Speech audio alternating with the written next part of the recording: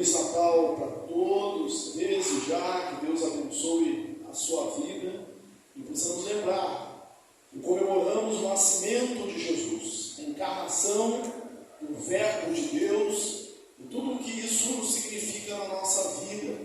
Deus amou o mundo de tal maneira que deu seu Filho unigênito para que todo aquele que nele crer não pereça, mas tenha a vida eterna. Mateus capítulo 2, do versículo 1 até o versículo 12.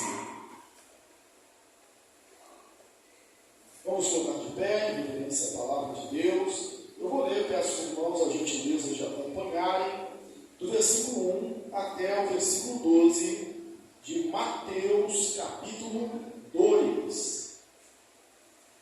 Tendo Jesus nascido em Belém da Judeia, em dias do rei Herodes, eis que vieram os magos do Oriente a Jerusalém e perguntavam: onde está o recém-nascido rei dos judeus? Porque vimos a sua estrela no Oriente e viemos para adorá-lo. Tendo ouvido isto, alarmou-se o rei Herodes e com ele toda Jerusalém. Então, convocando todos os principais sacerdotes e escribas do povo, indagava deles onde Cristo deveria nascer. Em Belém da Judeia, responderam eles, porque assim está escrito por intermédio do profeta: e tu, Belém, terra de Judá, não és de modo algum a menor entre as principais de Judá, porque de ti sairá o guia que há de apacentar o meu povo Israel. Com isso, Herodes, tendo chamado secretamente os magos, inquiu deles com precisão quanto ao tempo em que a estrela aparecera. E enviando-os a Belém, disse-lhes: ide informar-vos cuidadosamente a respeito do menino, e quando o tiverdes encontrado, avisai-me, para eu também ir adorá-lo. Depois de ouvirem o rei, partiram, e eis que a estrela que viram no Oriente os precedia, até que, chegando, parou sobre onde estava o menino. E vendo eles a estrela, alegraram-se com grande e intenso júbilo. Entrando na casa, viram o menino com Maria, sua mãe, prostrando-se, o adoraram, e abrindo os seus tesouros, entregaram-lhe suas ofertas: ouro, incenso e mirra, sendo por divina advertência prevenidos em sonho, para não voltarem à presença de Herodes, regressaram por outro caminho à sua terra. Amém? Sentai os irmãos.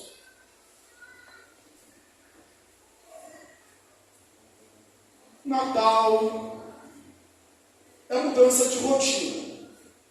Nós mudamos a nossa rotina no Natal. Uns mais, outros menos. Aqueles que se esmeram em enfeitar a sua casa, deixar tudo mais colorido, mais bonito. Aqueles que antes sempre dão uma melhoria, faz uma obra, uma cultura. Aqueles que compram presentes. Aqueles que convidam os amigos ou viajam para encontrar parentes que moram em lugares mais distantes. Natal muda a rotina. Muda a rotina do comércio. Alguns esperam essa data para aumentar as vendas, para ter o lucro, ou então tirar alguns prejuízos que foram acumulados durante o ano. Natal muda de fato a rotina. Muda a rotina até da igreja. Hoje nós aqui resolvemos começar meia hora antes. Eu brinquei com o pessoal aqui, disse o seguinte: foi o pastor que tem mais meia hora para pregar? Então tá bom. Foi para isso? Não foi, né? Foi para que a gente pudesse ir um pouco mais cedo para casa e também nos confraternizarmos com as nossas famílias. Natal é a mudança de rotina. A rotina de algumas pessoas foram mudadas com o nascimento de Jesus. E a mudança de nós pretendemos, ou que Deus, melhor dizendo, deseja que aconteça na vida das pessoas, é muito mais do que uma casa enfeitada, ou do que uma mesa farta, ou de revermos alguns amigos. Todas essas coisas em si são muito boas, muito agradáveis, bem-vindas. Todas elas. Mas o Natal muda a rotina das pessoas de uma maneira diferente. Antes de entrarmos nesse texto propriamente dito, eu vou citar um outro. E está muito claro na sua mente, porque ele foi lido hoje aqui, no período da leitura devocional. Foi o texto de Lucas, no capítulo 2, do versículo 1 ao 20. Os pastores estavam no campo, na vigília da noite, pastoreando os seus rebanhos, no frio, na solidão, e seguindo uma rotina. Todas as noites, aqueles pastores, durante anos, estiveram ali, protegendo os seus rebanhos. Algumas noites, podia ser que alguma coisa diferente, como um animal selvagem, tentasse se aproximar. Mas certamente, a maioria das noites, eram noites de uma monotonia, de silêncio, de um frio constante. Eles estavam ali. Mas um dia, uma noite especial, algo muito diferente aconteceu.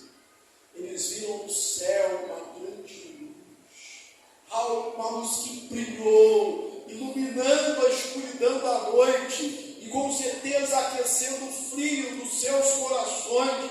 E um coro angelical cantava: glória a Deus nas alturas, paz na terra aos homens, a quem Ele quer bem. E dizia que hoje, na cidade de Davi, em Belém, nasceu o Senhor Jesus, o Salvador. A vida daqueles pastores, a rotina mudou.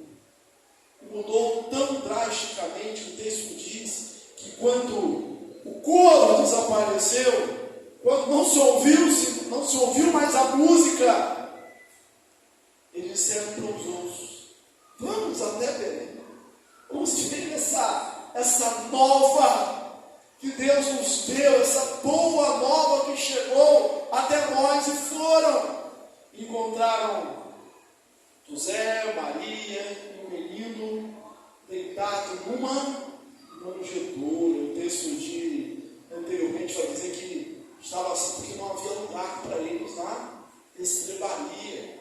E com certeza, em muitos lugares, em muitos corações, ainda hoje não há lugar para Jesus. E o versículo 20, capítulo 2 de Lucas, eu vou dar um destaque, que diz assim: e voltaram. Depois que eles adoraram, eles voltaram com grande alegria, louvando e glorificando a Deus. Mudaram para encontrar Jesus, para ver o Cristo encarnado, e não louvar, e não adorar, e continuar da mesma maneira. Essa foi uma mudança radical na rotina. Mas há uma outra, e agora eu volto aqui para o texto, e nem toda mudança é agradável, ou nem toda reação é agradável. A reação que nós vemos aqui no texto, a primeira reação que nós vemos nesse texto, é uma reação de fúria, de ira, de indignação, de ódio, estereotipada em Herodes, como modelo era Herodes, o Grande. Esse Herodes, o Grande, eu vou descrever um pouco, para que você possa entender aqui o tamanho dessa ira e do perigo que está em volta. Herodes, ele era meio judeu e meio idumeu. Você sabe que Jerusalém estava sob o poder de Roma. E Herodes, sendo amigo de César Augusto, e tendo logrado vitórias ali em Jerusalém, conseguido apaziguar a cidade, ele no ano 40 a.C., ele começou primeiro a ser governador, e logo depois recebeu o título de rei dos judeus. Esse Herodes que está reinando, ele era grande em muitos sentidos. Ele foi um homem que ampliou o templo de Jerusalém, ele construiu o porto de Cesareia, ele construiu a fortaleza de Massada. Ele era um grande estrategista. Só que ele era também um homem com sede de poder. Qualquer ameaça do seu poder, ele agia de maneira feroz. Logo no início do seu reinado, casou-se com Mariana, e com medo da família dela, ele começou a eliminá-los um a um, fazendo falsas acusações e matando-os. Nomeou a pedido da sua sogra um sobrinho como sacerdote, com 17 anos de idade. E acredite, deu tudo certo. Esse menino era muito bom, carismático. Ele conseguiu ganhar a simpatia dos judeus. Só que ele viu isso como uma ameaça. Ele está crescendo muito em popularidade. E o que ele fez? Mandou matar o seu sobrinho. A sua sogra, sabendo disso, ficou com medo e fugiu para o Egito.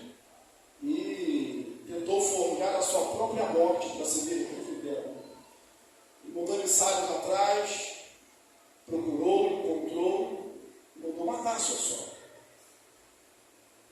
Augusto, sabendo disso, mandou chamá-lo para apaziguá-lo, para ver se ele cometia menos crimes. E ele foi até Jerusalém, até Roma, mas depois mandou os seus filhos, 2 filhos, estudarem em Roma. E aí Salomé, a sua irmã, disse para ele assim: quando seus filhos voltarem de Roma, eles vão estar muito preparados, mais bem preparados do que você. E o que ele fez? Mandou matar os seus filhos. Mais uma vez ele é chamado a Roma, com medo que a sua esposa assumisse o trono. Ele manda matar a sua esposa.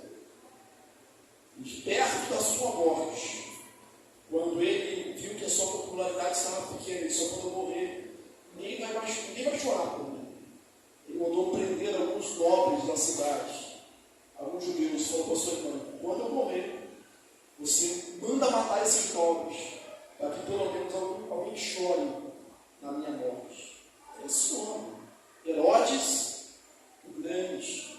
Aí você consegue entender como a chegada de magos vindo do Oriente o enfurece grandemente. Porque esses magos vêm com uma notícia: olha, nós vimos uma estrela e nós sabemos que por essa estrela nasceu um rei dos judeus, ele era o rei dos judeus, e nós viemos adorar esse rei. E ele se enfurece grandemente, ele se alarma, ele fica angustiado. E aí você entende quando o texto vai dizer assim: e com ele toda a Jerusalém. Jerusalém sabia quem era Herodes. Eles não estavam com medo porque o menino nasceu. Eles estavam com medo porque eles estavam recebendo a visita de representantes de outras nações. Eles estavam com medo porque eles conheciam Herodes e sabiam que Herodes era capaz de fazer quando sentia ameaçado o seu poder, o seu governo. Aí Herodes, ele chama os principais sacerdotes, os escribas. E se você ler atentamente o texto, diz que ele mandou chamar todos. Ou seja, ele mandou reunir o Sinédrio, a Suprema Corte,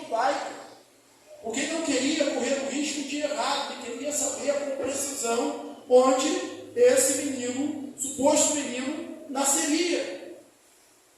E os escribas, os sacerdotes, não têm dúvida, eles olhando a profecia, eles dizem, olha, em Belém, porque está escrito na profecia, e tu, Belém anteriormente era chamado de Efrata. Efrata significa a casa do pão. E é curioso que Jesus é o pão da vida. Então o pão da vida vai nascer na casa do pão. Belém é a cidade de Davi. Tu, Belém, Efrata, dizia o profeta, mas a menor de todas as de Israel, porque tinha de nascer o Salvador, que é Cristo o Senhor. Ele vai vir.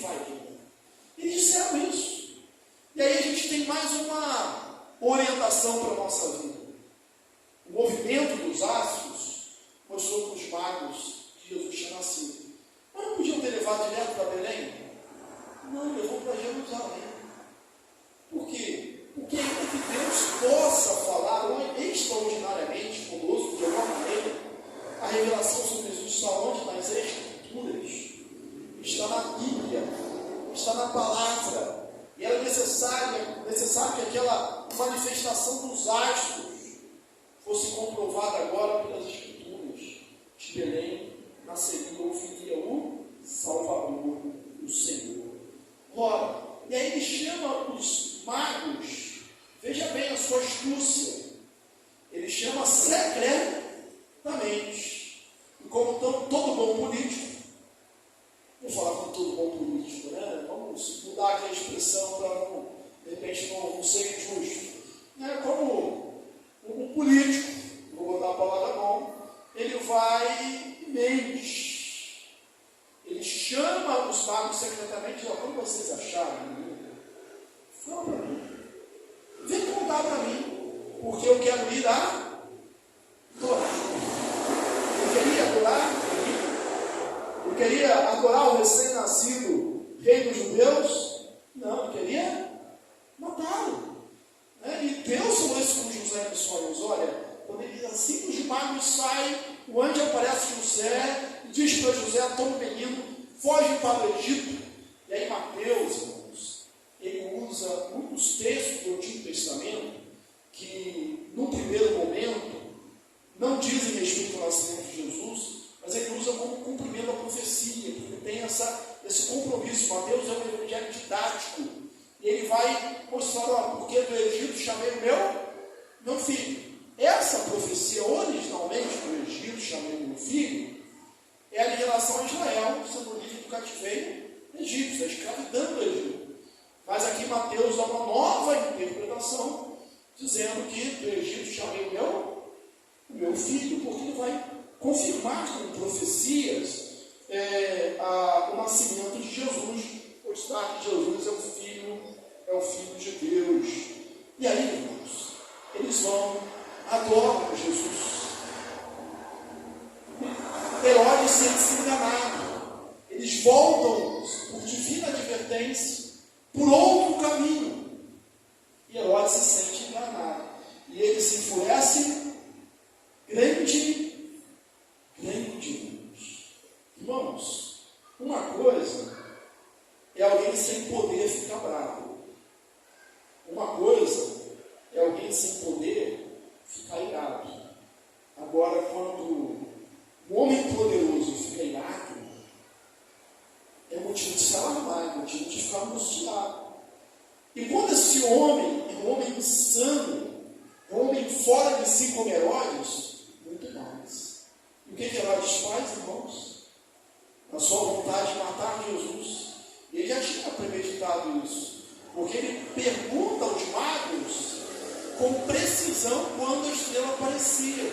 Tinha aparecido para ele fazer um cálculo e saber, se eu tiver que matar, eu vou saber exatamente a idade para não correr o risco. E aí ele manda matar todos os meninos, não só de Jerusalém, de Belém, mas de todos os seus arredores. Uma grande matança. Mais uma vez, Mateus reduz uma profecia. Choro derramado. É Raquel chorando pelo simbolizar aqui a nação de Israel. Mandou matar todas as crianças de 2 anos para baixo, com a vontade, com a saga de eliminar Jesus. Vamos, Jesus continua sendo hoje amado sim por muitos e odiado por outros. Jesus é o personagem mais paradoxal da história. Uns amam, outros odeiam. Eu quero lembrar para você de Atos, quando Saulo, estudando ameaças, perseguia a igreja, matava crentes.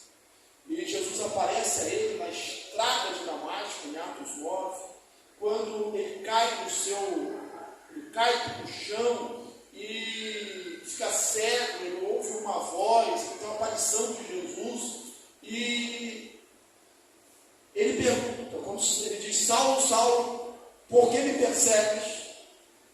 Ele pergunta: quem és tu, Senhor? Eu sou Jesus, a quem tu, e nem Herodes, era só um foco. Não sou você está em Jerusalém? Eu sou Jesus a quem tu persegues. Ele estava perseguindo Jesus? Não estava perseguindo a igreja. Quem persegue a igreja, irmãos, persegue Jesus. Quando matam crentes aí, ainda acontece isso em muitos países do mundo. O ódio não é contra o crente, o ódio é contra o Cristo, que o crente prega, porque Jesus está vivo. Jesus continua vivo, continua reinando, e as pessoas não conseguem dar lugar, dar espaço à soberania de Jesus, porque eles têm os seus próprios governos, ou a sua própria vontade de autogovernar-se. Uma reação é essa, a reação do ódio. Eu sei que você que está aqui, talvez esteja dizendo: não, eu já acho que não temos essa reação, não temos essa reação. Mas por vezes queremos eliminar Jesus da nossa vida. Queremos tirar Jesus da nossa vida, de alguma forma. Mas há uma outra reação. Talvez essa reação identifique mais algumas pessoas hoje. O que Herodes fez, irmãos? No primeiro momento, ele mandou chamar os escribas e os fariseus. Quem eram os escribas e fariseus? Eram homens da lei, eram homens de Deus, eram homens que estudavam. Tanto é que eles erraram ou acertaram quando foram perguntados por Herodes? Eles acertaram, eles sabiam. Só de Bíblia a gente entende. A gente sabe onde que é. Falaram direitinho. Acertaram. Entendiam das Escrituras. Viviam para isso. Viviam para Deus. Literalmente, viviam, eram sustentados por isso, respeitados pelo povo para isso. E aí, irmãos, a mensagem que eles pregavam, que se esperava, era a vinda do Messias. Todo o Antigo Testamento aponta para a vinda do Messias. Os magos saem lá do Oriente, viajam, eles não tinham a Bíblia, não tinham as Escrituras, eles viram algo diferente do céu, que eles estudavam como cientistas, e agora, esses homens que tinham a Bíblia, que tinham as Escrituras, que viviam disso, que esperavam isso, ouvem essa notícia, e eles não se dão o trabalho de ir de Jerusalém até Belém acompanhando esses magos. Eles não se movem do seu lugar. Eles dão a informação. Isso não muda absolutamente nada na vida, na rotina, na história, na existência deles. Infelizmente, tem muita gente assim. Conhece a Bíblia, frequenta a igreja, sabe muito, mas lembra daquela história dos viajantes, o caminho de Emaús, lá no final do Evangelho de Lucas, que enquanto Jesus ia com eles, o coração deles, eles disseram depois que nosso coração ardia dentro de nós, enquanto ele nos falava da Escritura. Tem muita gente que lê a Escritura, lê a Bíblia, mas o coração não arde em nós. Não há mais vida, não há mais emoção, isso não significa mais nada. não mexe com você, não mexe com a sua história, não muda em nada a sua rotina.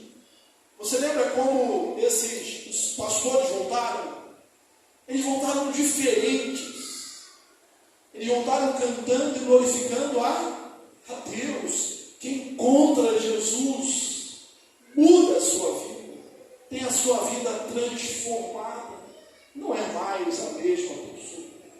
Mas os escribas e fariseus, gente que conhecia muito das Escrituras, voltaram, ficaram exatamente onde estavam, não se moveram. A palavra não moveu eles. No Natal, às vezes, acontece isso com muita gente. Aquela história de que todo mundo é lembrado, menos o aniversariante. Você já ouviu isso? O Natal? O aniversariante é Jesus. O homem que dividiu a história antes e depois de Cristo. Mas as pessoas não lembram. Hoje de manhã eu vi uma cena, e você deve ter visto várias cenas assim durante o dia. Eu estava vindo para a escola dominical, eu sou homem de moto, de manhã, de moto. Não é nem com uma latinha, né? Com uma garrafa de cerveja. Voltando a moto, bebendo. Vindo hoje para a igreja agora à noite. Passou uma ambulância ali do SAMU correndo. E adivinha, chegou na frente ali, em areia branca, ela teve que voltar, todo mundo teve que dar ré. Tinha um carro batido, atravessado. Pediu a via, bateu ali num lugar que você a gente nem imagina como bateu, não? Pelo menos a gente não queria imaginar, né? Não foi em circunstâncias normais que aquele carro bateu, né? Porque as pessoas pensam em tudo, comemoram das diversas maneiras, mas esquecem de Jesus, o principal é Jesus. Mas há um outro grupo de pessoas que comemoram, ou que reagem. Eu vou me deter agora nos magos, esses magos dorinos. A Bíblia não diz quantos eles eram os magos que vinham dorinos. Não diz que eles eram reis, como posteriormente disse a tradição, mas eram sábios. Existia a Pérsia, o governo Medo persa, o grupo de Medos, que eles se tornaram especialistas nos astros, ficaram com a função como os levitas tinham no Antigo Testamento. Eles passaram a ter. Os que levitas eram em Israel, esse grupo de magos eram na Pérsia, eram religiosos, mas eram observadores dos astros. Inclusive a ciência vai dizer que houve realmente no ano 4 a.C., né, e o nosso calendário seria mais ou menos esse, o nascimento de Cristo, algumas mudanças, né, nos céus. Não vamos entrar nesse detalhe, né, mas que talvez justificasse ou fosse essa tal estrela que os magos viram. E a mudança nos astros mostrava para ele o nascimento de um rei. E eles não perderam tempo, eles vieram do Oriente a Jerusalém, né, seguindo ou influenciados, movidos por essa aparição, esse fenômeno que eles observaram e que não era uma coisa rotineira, era algo diferente, porque se fosse igual, não moveria eles. Eles viviam para isso, era a ciência deles, era a vida deles, observar os astros. Eles viram algo que impactou o coração, que mudou a vida, que fez ele fizeram ele deixar os estudos, a observação dos céus e viajar. Há um comentarista, Tácito, né, que diz o seguinte, que Mateus ele coloca isso no seu evangelho para mostrar que o nascimento de Jesus como rei, foi reconhecido mesmo por autoridades estrangeiras, magos que vieram do Oriente. Quando há uma eleição, às vezes duvidosa, né, em alguns países, a gente fala assim, mas o país tal, ou as Nações Unidas não reconheceram, não aprovam, não reconheceram. Ali você fala assim, olha, magos do Oriente reconheceram que um rei tinha nascido. Você vê que neles há convicção. Nós vimos a sua estrela do Oriente e nós viemos adorá-lo. O recém-nascido, o rei dos judeus. Não havia dúvida para esses magos. Eles fazem uma viagem para ver Jesus. Eles largam tudo para ver Jesus. No Natal, nós podemos falar que nós nos encaixamos nesse perfil, nós largamos tudo para ir até Jesus. Nós abandonamos tudo aquilo que é precioso para nós, para ir até Jesus. E com certeza, aquilo era precioso para eles. Eles amavam essa observação dos astros. E fizeram uma grande viagem para ir até Jesus. E assim, largar tudo para ir até Jesus. Ele mesmo falou: Senhor Jesus, quem guarda pai, irmãos, por minha causa, não é digno do reino. É necessário que, em primeiro lugar, nós busquemos o reino de Deus e a sua justiça. E as demais coisas nos serão acrescentadas. Nós não seremos privados de nada. Quando nós escolhermos Jesus, as demais coisas nos serão acrescentadas. Agora, o contrário é terrível. Porque, da mesma forma que você tem que entregar a sua vida, ou perder a sua vida por minha causa, achará. Mas aquele que quiser preservar, guardar a sua vida, esse vai perder. E com Cristo, a matemática é assim. Quando a gente perde, a gente ganha. Eles foram até Jesus. Foram até Jerusalém. Ouviram a palavra. Foram até Belém. E quando eles chegaram em Belém, a estrela parou sobre uma casa. Eles entraram na casa. Aí eu quero fazer uma pausa aqui para dar um esclarecimento. Jesus nasceu antes de Belém, mas em que lugar? Porque não havia lugar para eles, as hospedarias, e nasceu numa manjedoura. Inclusive, depois do culto, se você quiser aqui atrás, como o Marcelo contou ali no presépio, aí você vai poder tirar sua foto ali com a família. Mas foi numa manjedoura, num lugar onde os animais se alimentam. Foi no estábulo, no curral, possivelmente cavado numa rocha, atrás de uma casa. Mas agora ele está numa casa. É porque, irmãos, lembra que ele vai no Natal de 2 anos para baixo? Alguns chegam a dizer que passou-se 2 anos desde o nascimento de Jesus. Ou pelo menos um tempo razoável. José e Maria deixaram seu filho nascer na manjedoura, não é porque acharam isso bonitinho, nem o pai achou isso bonitinho, é porque não tinha lugar. Mas assim que o recenseamento passou, talvez Maria não tivesse condição de viajar, ele logo alugou uma casa, procurou uma casa. Eles estão numa casa. Por quê? Porque o tempo passou. A gente não sabe exatamente quanto. Alguns, baseados nesse cálculo de relógio, dizem que foi 2 anos aproximadamente. Mas quando eles chegam, irmãos, há um dado interessante.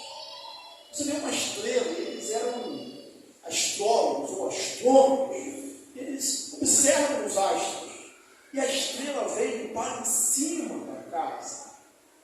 Mas eles adoram a estrela? Eles não adoram a estrela. Eles não estão ali para adorar a estrela.